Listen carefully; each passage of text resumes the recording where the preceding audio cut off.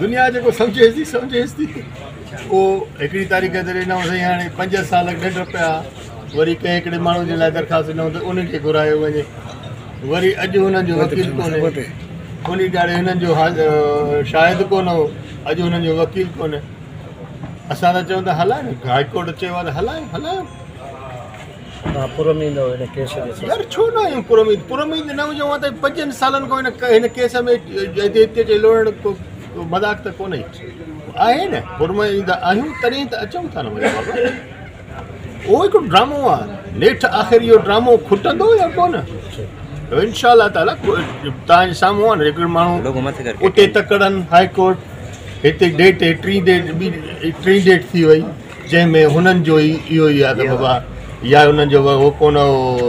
छा चवंदा आहिनि हिकिड़ो हमराह कोन हो शायदि अॼु हुननि जो वकील कोन्हे तकड़ त हुननि खे यादि आहे त हलाइनि पंहिंजो वकील आणनि साईं फरियादी पारां जेको